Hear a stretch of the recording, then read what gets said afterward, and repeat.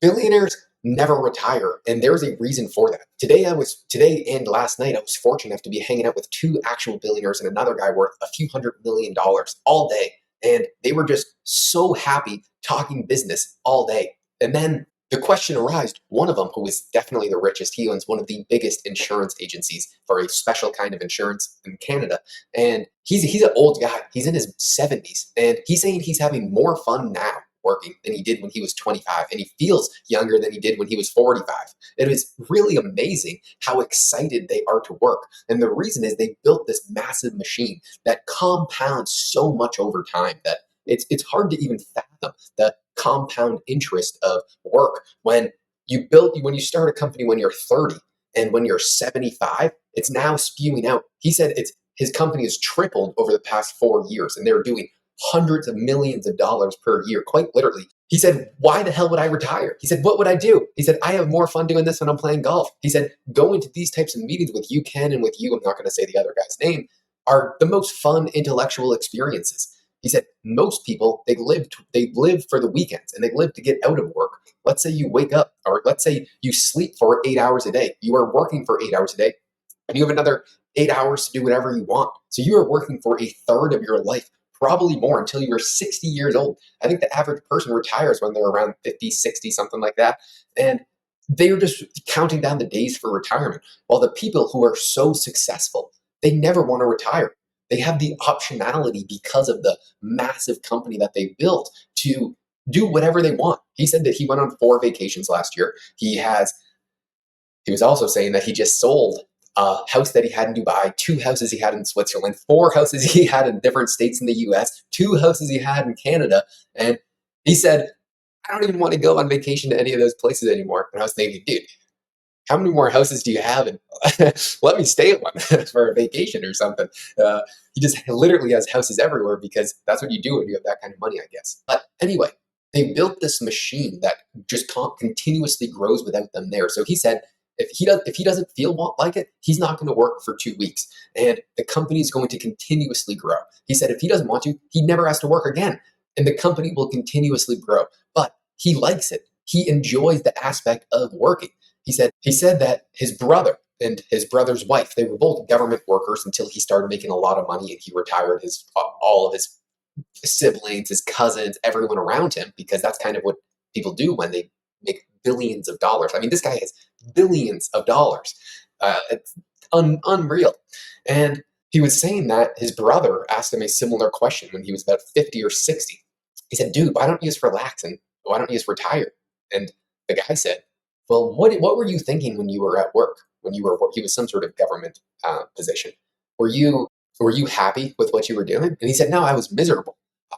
I would wake up, I would dread going to work, I would come home, I'd wait for the weekends, I'd be excited for the one vacation that we'd get a year, and I would just do that over again. I would just kind of slug through the day. And he said, I wake up and I'm excited to go to the office. I'm excited to grow this massive thing that I've built. That's something that I'm so proud of, that I know that I will continuously be able to look back at and realize that I did something worthwhile in this world.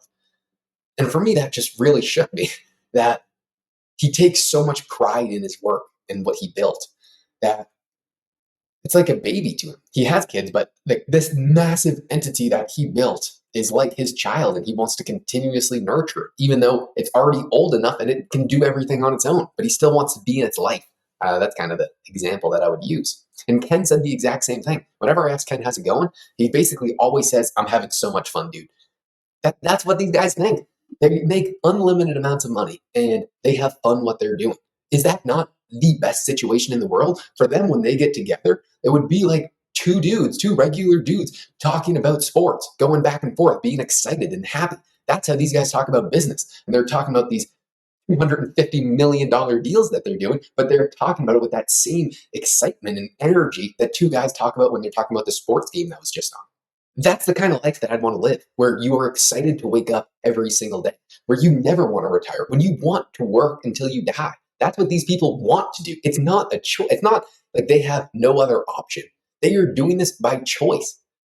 If you could structure a business that you wanted to do every single day for the rest of your life, that is also going to give you the optionality to buy the jets and the cars and the houses and live the most exuberant lifestyle possible, but you are having fun every single day, would anybody turn that down?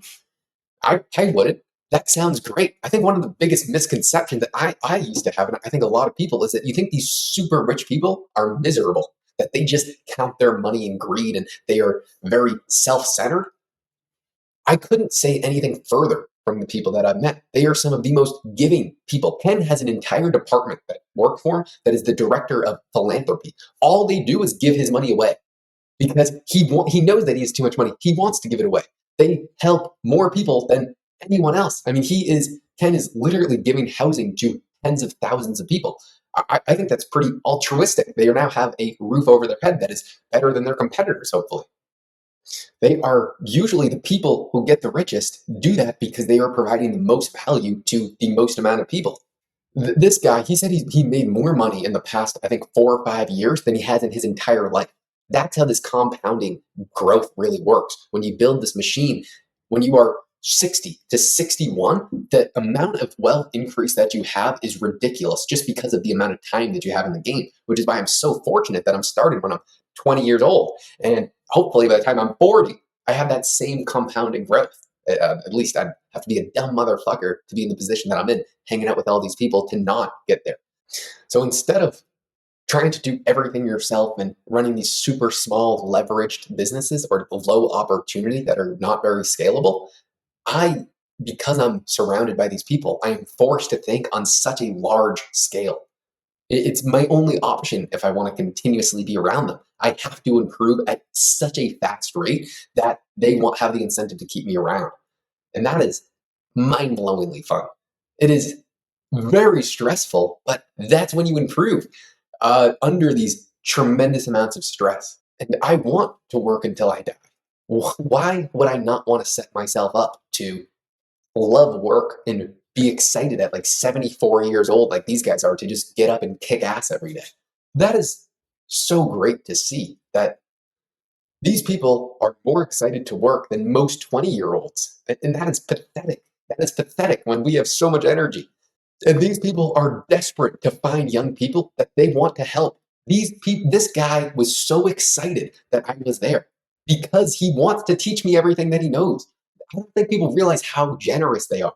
He's so excited to help me because he sees that I work really hard and and I took a lot of risk. And he said, dude, you got a ton of balls doing all these things that you did.